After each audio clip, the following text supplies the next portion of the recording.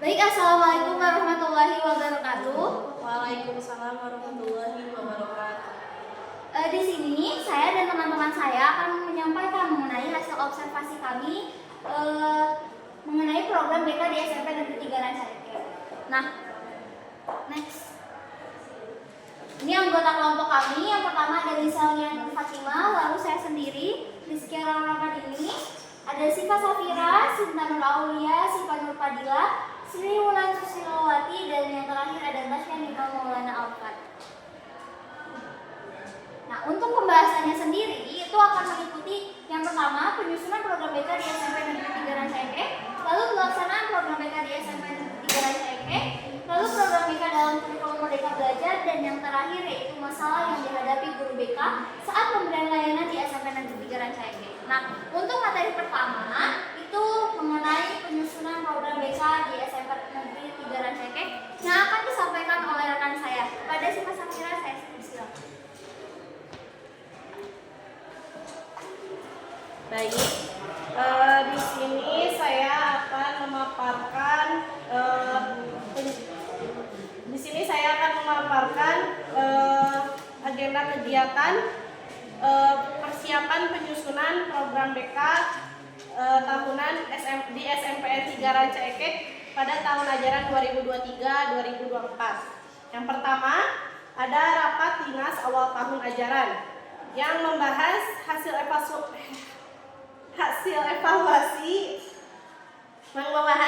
evaluasi program tahun sebelumnya dan rencana tindak lanjut pada tahun berikutnya. Lalu membahas mengkonsultasikan rencana program tahun ajaran baru dengan kepala sekolah dan staf sekolah lainnya pada waktu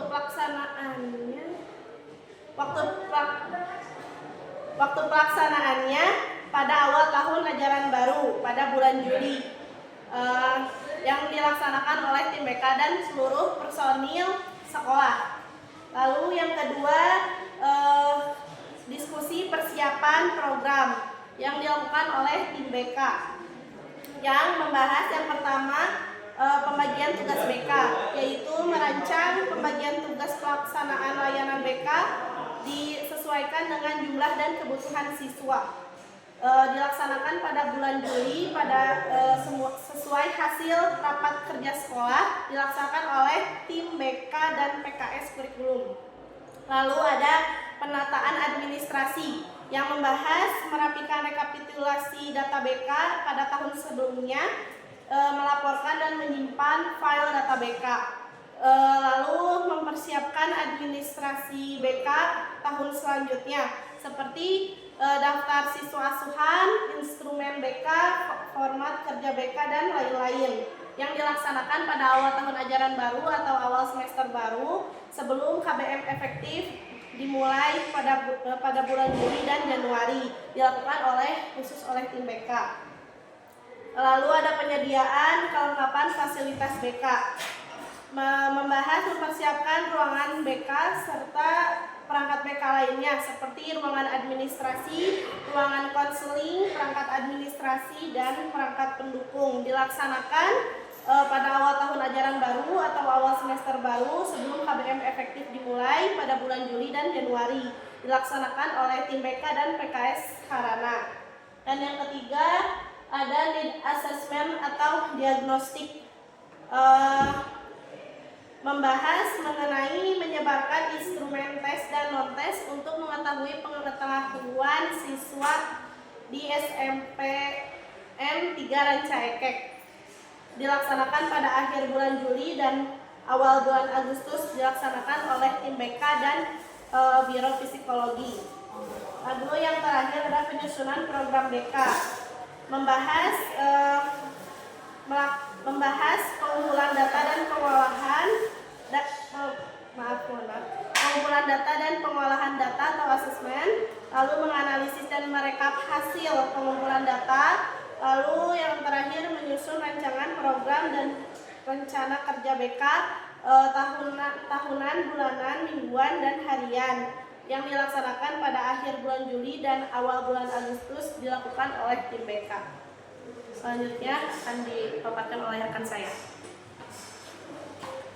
Nah, teman-teman, tadi kan udah jelasin mengenai penyusunan. Jadi sebelum pelaksanaan itu tentunya ada penyusunan. Nah, sekarang itu ada pelaksanaan program BK di SMP Negeri 3 Rancaikek yang akan disampaikan oleh Sri Wulan mengenai layanan dasar. Oke, Sri Wulan silakan. Oke, baik. Selanjutnya yaitu program BK yang ada di SMP Negeri 3 Rancaikek.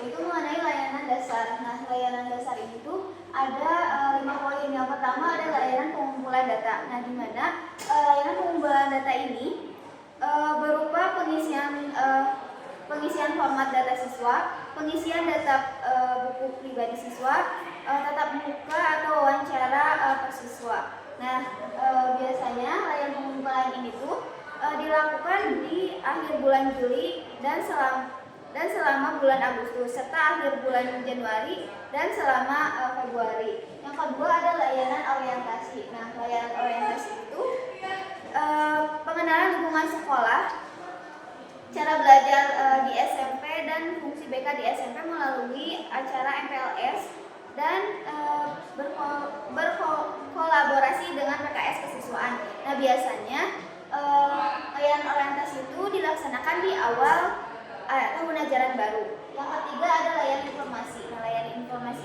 ini layanan informasi umum berkenaan dengan beberapa aspek perkembangan sesuai kebutuhan siswa di SMP. Nah, dilaksanakannya tuh di awal semester di bulan Agustus dan awal semester 2 di bulan Januari atau sesuai kebutuhan. Nah, yang keempat ada layanan bimbingan klasikal yang dimana layanan pembinaan kelas berupa pemberian materi secara klasikal sesuai dengan rencana pelaksanaan layanan bimbingan. Nah, dilaksanakannya tuh hari efektif belajar di bulan Agustus sampai November dan bulan Februari sampai Mei. Yang terakhir ada layanan bimbingan kelompok. Nah, layanan bimbingan ini yaitu bimbingan yang diberikan kepada siswa secara kelompok dengan permasalahan yang sama. Nah, biasanya dilakukan di sesuai kebutuhan para siswa di SMP Negeri 3 Rancaikek.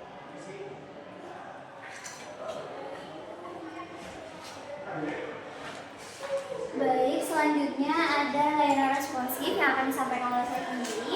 Nah, layanan responsif itu ada 7 yang dilaksanakan di SMP Negeri 3 Rancaikek ini.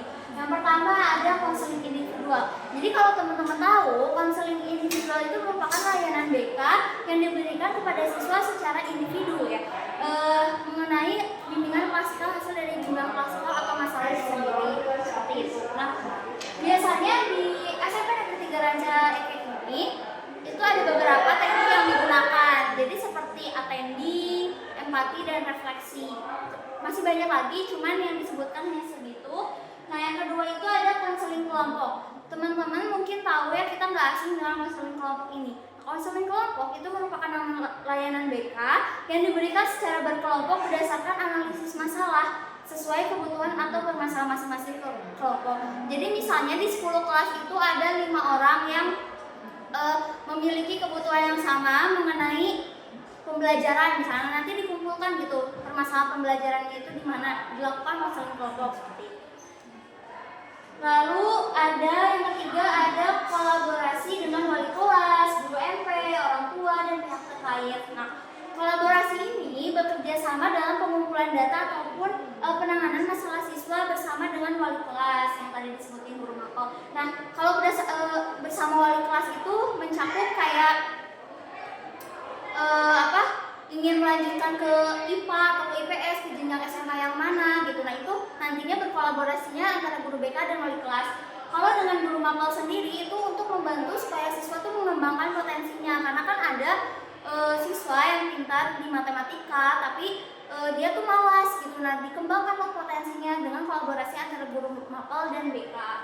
Nah, pihak terkait, dengan pihak terkait itu kemarin tuh ada dari kepolisian, katanya dari kepolisian untuk bekerja sama dengan guru BK mengenai kalau gak salah tentang narkoba gitu, tentang tawuran kayak gitu. Nah, kepolisian itu kayak menyampaikan gitu bahaya narkoba seperti apa, bahaya merokok, apalagi kan banyak ya sekarang siswa-siswa SMP itu merokok gitu. Nah, yang keempat itu ada layanan konsultasi.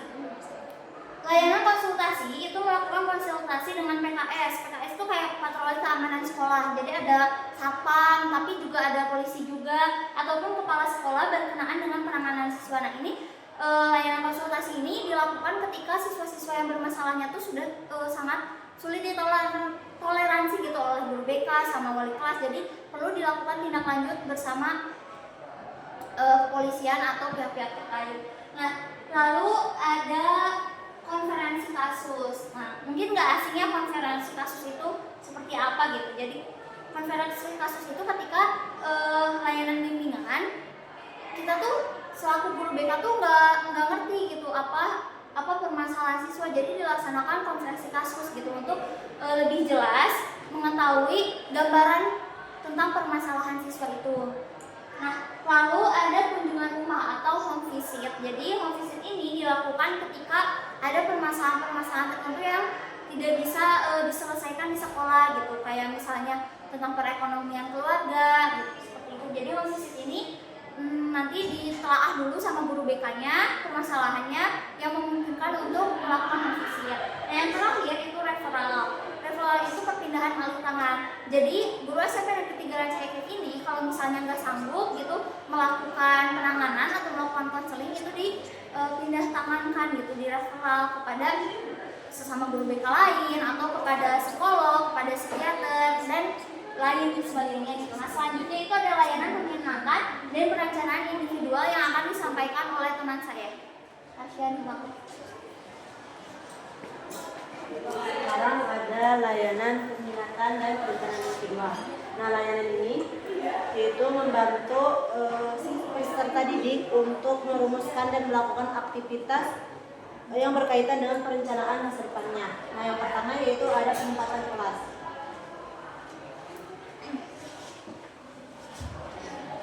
Nah, yang pertama ada penempatan kelas. Nah, penempatan kelas ini penempatan siswa pada kelas yang sesuai dengan kebutuhan siswa. Nah, berdasarkan nilai raport atau berdasarkan data sosiometri dan hasil dari layanan BK. Nah, dilaksanakan bulan Juli pada awal tahun ajaran baru. Nah, yang kedua yaitu ada penempatan ekstrakurikuler. Yang kedua yaitu ada penempatan ekstrakurikuler. Nah, di sini di SMPN 3 Rancaikek ini guru BK menempatkan siswa pada bidang ekstrakurikuler sesuai dengan minat dan bakat siswa berdasarkan hasil wawancara. Nah, ini tuh dilaksanakan minggu pertama pada bulan Agustus. Nah, yang ketiga yaitu penyaluran sekolah lanjutan. Nah, di sini guru BK melakukan pendaftaran minat siswa terhadap sekolah lanjutan atau juga sekolah ini berkolaborasi dengan sekolah lain untuk memberikan kepada peserta didik seperti sekolah SMA, MA dan ke jenjang selanjutnya. Nah, juga melalui wawancara karir yang membantu siswa menemukan hambatan agar bisa mengatasi dan melanjutkan sesuai minatnya masing-masing. Nah, yang keempat yaitu ada evaluasi pencapaian tugas perkembangan atau penilaian individual. Nah, di sini juga penilaian individual melakukan pendaftaran terhadap hasil belajar siswa yang dijadikan sumber data pada pelaksanaan layanan bimbingan konseling. Dan ini juga dilaksanakan pada minggu ke-4 Desember dan minggu ke-4 Juni. Selanjutnya akan dilanjutkan oleh Mister.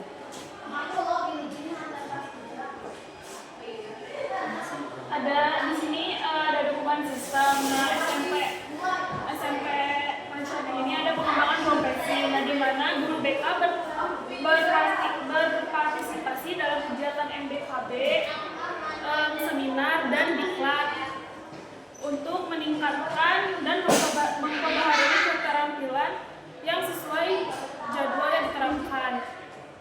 Nah, lalu ada manajemen program.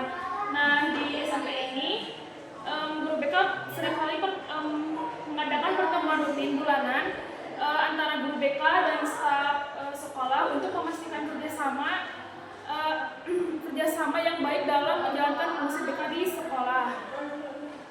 Lalu ada riset atau PPBK. Nah, ini itu guru BK melakukan penelitian tindakan berbasis kelas.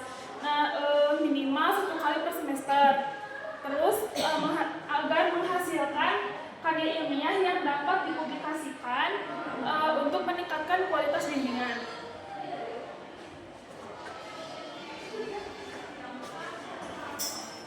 Nah, di sini ada masalah yang dihadapi guru BK saat pemberian layanan di SMP Negeri 3 Rancaikek. Next, yang pertama yaitu pemahaman diri. Nah, di mana pada informasi yang telah saya dapat terdapat masalah pemahaman diri, di mana salah satu kasusnya yaitu adalah salah satu siswa yang kesulitan untuk bergaul ataupun berbaur dengan teman sekelasnya karena masih bergantung dengan teman SD-nya, sehingga menjadi kesulitan guru BK dan tantangan guru BK untuk mempersatukan atau membuat anak itu berbaur. Yang kedua adalah pergaulan sosial di luar sekolah atau di sekolah atau di luar sekolah. Nah, kasus yang terbaru yang didapat dari informasi guru BK ini yaitu terdapat kasus geng motor, yang mana geng motor ini sangat meresahkan. Nah, di sini guru BK juga memberikan bantuan seperti mendatangkan kepolisian untuk mensosialisasikan dan mencegah kasus serupa.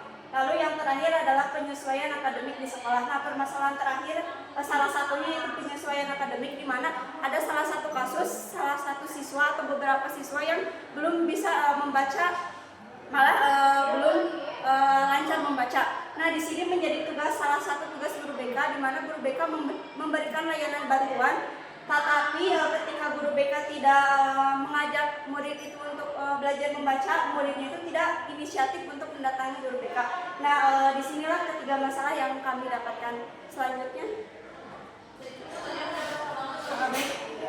Selanjutnya ada program BK dalam kurikulum Merdeka Belajar. Kurikulum Merdeka Belajar. Sebelumnya saya akan menjelaskan sedikit apa itu kurikulum Merdeka Belajar. Menurut BSNP atau Badan Standar Nasional Pendidikan, kurikulum Merdeka Belajar adalah suatu kurikulum pembelajaran yang berkaitan dengan pendekatan bakat dan minat. Dalam kurikulum Merdeka Belajar ini terdapat program P5, yaitu Proyek Penguatan Profil Pelajar Pancasila, yang bertujuan untuk membentuk generasi muda yang berkarakter, berpendidikan, berkepribadian baik, dan memiliki kompetensi berperilaku sesuai nilai-nilai Pancasila. Nah, di SMP Negeri 3 Rancaikek ini kegiatan P5 dilaksanakan 3 kali dalam 1 tahun. Guru mata pelajaran, guru BK, dan semua siswa itu dilibatkan sesuai perannya masing-masing. Nah, contoh kegiatan P5 di SMP ini yaitu kegiatan microgreen atau budidaya tanaman. Jadi awalnya guru menjelaskan dulu apa itu microgreen, lalu siswa diberi bibit sayuran untuk ditanam selama 1 minggu sampai 10 hari. Proses tumbuhnya itu dicatat oleh semua siswa, lalu diteliti apakah tanaman tersebut tumbuh atau tidak. Setelah itu hasil dari tanaman yang ditanam itu dipamerkan. Jadi tanaman itu dibuat sesuatu lalu dipentaskan setiap kelasnya.